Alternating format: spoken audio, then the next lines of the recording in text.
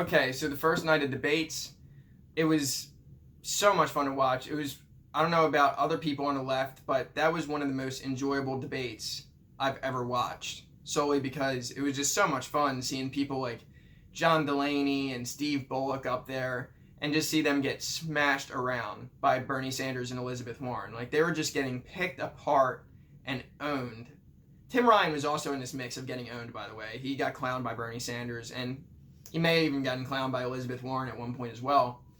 But yeah, it just so many centrist politicians up there getting ripped to shreds by Bernie Sanders and Elizabeth Warren consistently, issue by issue, throughout the entire night. And it just shows that when you put strong progressive candidates like a Bernie Sanders or somebody like Elizabeth Warren that can really articulate and make a great case for their stances, you just can't. The centrist Democrats have nothing. The corporate Democrats can't compete with that because what they're running on is incrementalist change that is not exciting, it's not bold, it's not visionary, it's tired. It's part of the reason, one of the major reasons that we got Donald Trump in the first place, and they're not truly standing with the working class in the solidarity that the Democratic Party should have with the working class in the United States. So it's a situation where people like Amy Klobuchar, John Delaney, they get at best 1% to 2% in the polls at absolute best, and they just don't energize anybody. They haven't had any spread. I've seen more grassroots energy behind people like Mike Gravel and people like Tulsi Gabbard, even though they poll in the same margins as John Delaney. There's so much more energy and support behind them. And Mike Gravel, like I said, he wasn't even running to win. And there is still more energy behind him than there was behind somebody like John Delaney.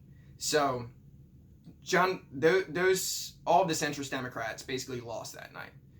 None of them really fought well. All of them had a point where they got owned by one of the progressive candidates, either Bernie or Warren. And I think it was very clear that Bernie Sanders and Elizabeth Warren won that debate night. And I think overall, with the amount of damage that was done to Joe Biden and Kamala Harris especially damaged by Tulsi Gabbard in the second night of debates, I think that only makes it even more so that Bernie and Warren were the two winners of both debates.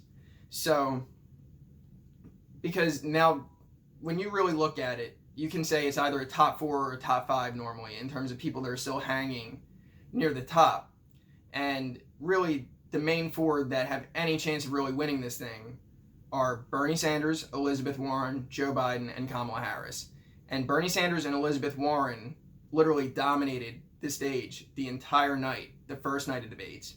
And Joe Biden and Kamala Harris got eaten at again and again and again over their past track record and had some of the most embarrassing moments of both debates. So if you look at the power shift there and what we'll probably see in the polls, I think that's going to be somewhat substantial. And it should be, because the more that people are getting to see the corporate Democrat, the establishment Democrat major candidates, the more that the flaws are being pointed out, the more that the flaws are becoming more and more obvious, the more that they don't actually have a good argument to support their flaws. It's falling apart on their side right now. Joe Biden and Kamala Harris, I think, should both take a hit in the polls after their performances. And Bernie Sanders and Elizabeth Warren will no doubt shoot up after their performances. So, I mean, Elizabeth Warren had that funny part of the night where she was owning John Delaney. Bernie Sanders owned Tim Ryan with the "I wrote the damn bill." And they fought hard for Medicare for all. They fought for student loan debt forgiveness. They fought for free college. It's all stuff that progressives need to see fought for. And they went out there and they boldly stood for it. I would say probably Bernie Sanders was still number 1 in my opinion for that debate, and Elizabeth Warren was number 2.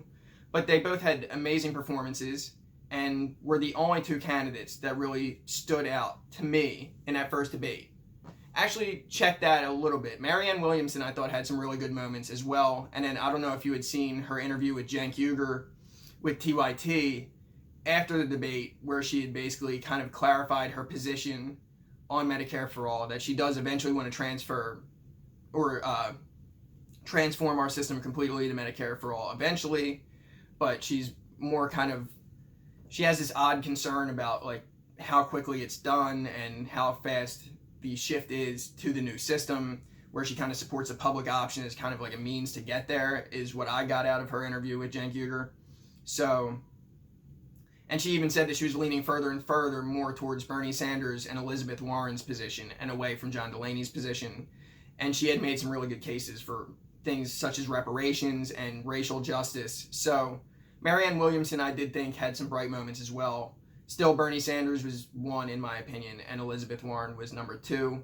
But they both had fantastic nights. None of the corporate centrist Democrats really did anything special at all except for get clowned the entire night. And I think overall it's a huge win for the left.